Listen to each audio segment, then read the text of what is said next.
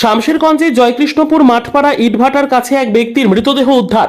শুক্রবার সকাল সকাল ঘটনায় ব্যাপক চাঞ্চল্যের সৃষ্টি হয়েছে এলাকা জুড়ে।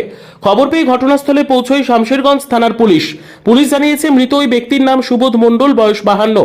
তার বাড়ি শামশেরগঞ্জ থানার তিনপাকুড়িয়া গ্রাম পঞ্চায়েতের রানীপুর গ্রামে।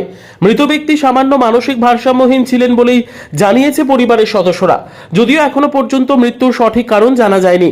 ইতিমধ্যেই পুলিশ দেহ উদ্ধার করে ময়না তদন্তের জন্য জঙ্গিপুর মহকুমা হাসপাতালে পাঠিয়েছে। মৃত্যুর কারণ খতিয়ে দেখার পাশাপাশি বাড়ি থেকে কয়েক কিলোমিটার দূরত্বে কিভাবে ওই ব্যক্তির মৃত্যু হয়েছে তার তদন্ত করে দেখছে শামশেরগঞ্জ থানার পুলিশ।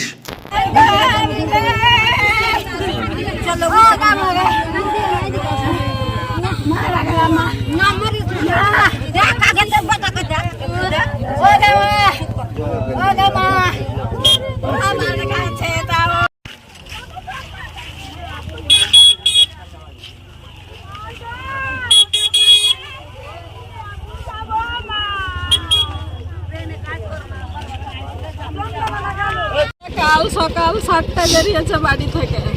একটু মেনটেনের দোষ আছে, দিয়ে বিক্রম আছে তো মেনটেনের দোষ আছে। বাড়ি থেকে বেরিয়েছে। আমার দাদা এমনি কেউরি হাতের ও খেত না, আমার বৌদির হাতের খেত। দুদিন থেকে নিজে হাতে খেয়েছে। এবার আমার দাদা বেরিয়েছে, আমার বৌদি খুঁজাখুঁজিও করেছে, পাইনি। এইদিকে যে আসবে সেটা কারো জানা নেই। এবার ওর কোনোদিন কেউকে গালি ঘিন্না একটাও দেয় না। বাড়ি থেকে কখন বেরিয়েছিল? বাড়ি থেকে কাল 7টায় বেরিয়েছে, সকাল 7টায়। বাড়িতে কোনো গন্ডগোল হয়েছিল? না না, বাড়িতে গন্ডগোলের তো কোনো কারণই নেই। কি ভাবছেন এখন?